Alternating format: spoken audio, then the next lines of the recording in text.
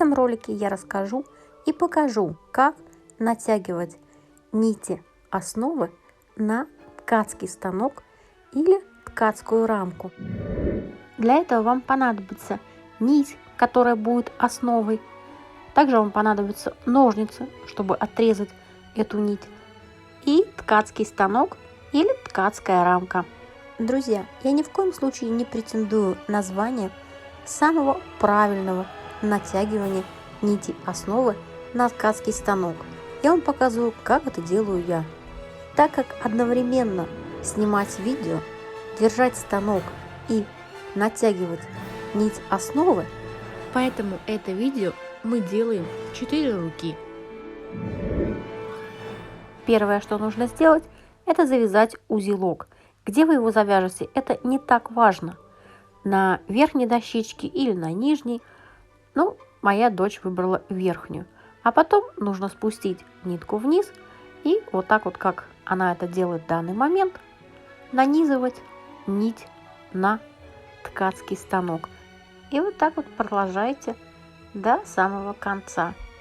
Я думаю, что тут ничего сложного не должно возникнуть у вас в процессе. Нить должна не болтаться, и в то же самое время она не должна быть сильно перетянута. То есть так, как идет ваша нить, сколько нужно ее натягивать, так ее и натягивайте. Ни больше, ни меньше. Потом в процессе она у вас чуть-чуть растянется. И нить не должна быть эластичной. По выбору нити основы я могу сделать отдельный ролик, если вам это будет интересно. Пожалуйста, напишите об этом в комментариях, и я постараюсь сделать для вас такой ролик. У меня также спрашивали, где я приобретала этот станок. Я посмотрела в том месте, где я его приобретала, но там уже его нету. Ссылка уже не активна. Поэтому, если я найду какие-либо другие места, где будут продаваться такие же ткацкие станки, я вам обязательно оставлю ссылку в описании. Если у меня получится, возможно, я вам это распишу даже по странам. То есть в Великобритании это будет одна ссылка, например, в Германии это будет другая ссылка. Также та нить, которую я использую в данный момент, ссылку на нее я тоже оставлю в описании к этому ролику. Это не единственная нить, которую можно использовать вместе с ткацким станком, и это также не специально предназначенная нить для ткацкого станка. Это просто нить, которую использую я. В данном видео я держу этот станок, а моя дочь делает натяжение нити основы. Но если вы это будете делать самостоятельно, то я вам советую взять этот станок к себе на коленки, так, чтобы нижняя часть упиралась вам в живот, ну, примерно на уровне талии. Вам лучше сидеть, самое оптимальное, вот именно для такого процесса, это, наверное, сидеть в кресле.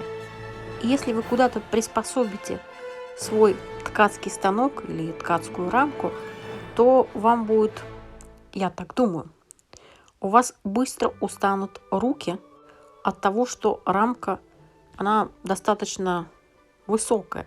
Ну вот, допустим, вы ее поставите на стол или прикрепите к стене на таком уровне, что внизу у вас будет доходить до уровня вашей руки, как она идет вниз, а наверх вам придется тянуться. И вот именно поэтому я считаю, что это не самый удобный способ.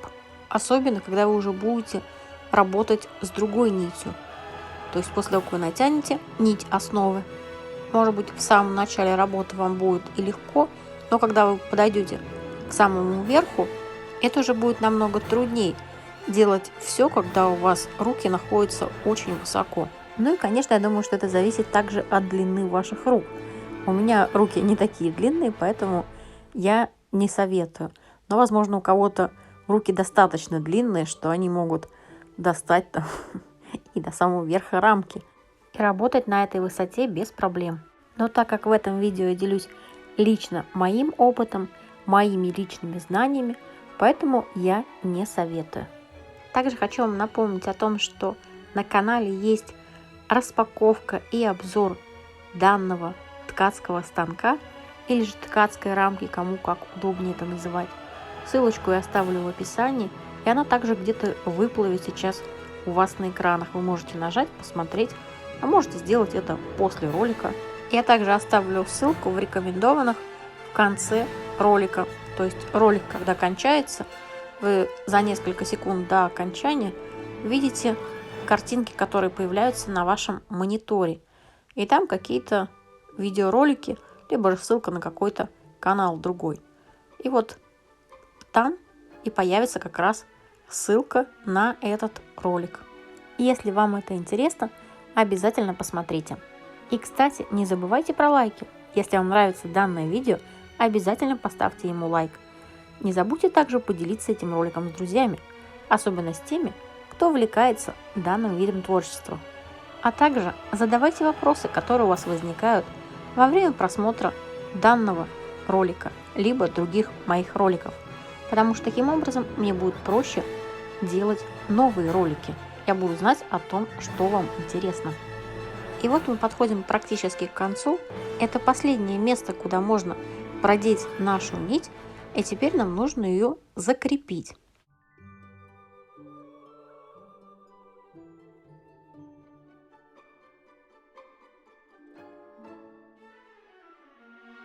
Таким образом, чтобы вы могли дотянуться и до следующей дощечки и завязать там узел. Ну, я вот так вот сказала, 20 сантиметров. Это так примерно на глаз.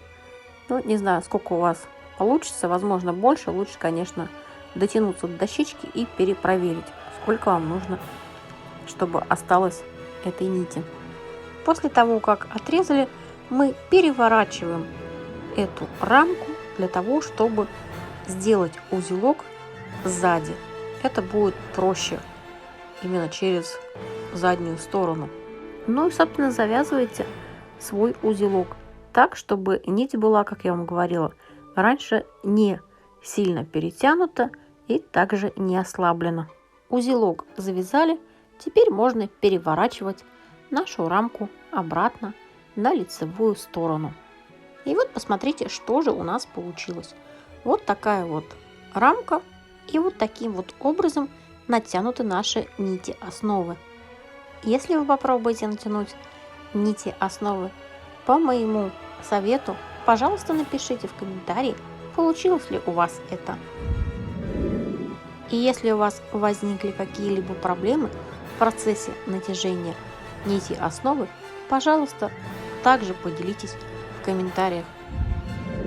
И если вы еще не подписаны на канал, обязательно подпишитесь. Вас ждет много новых и интересных видео. И нужно не только подписаться, но и поставить колокольчик, чтобы не пропустить эти самые интересные видео.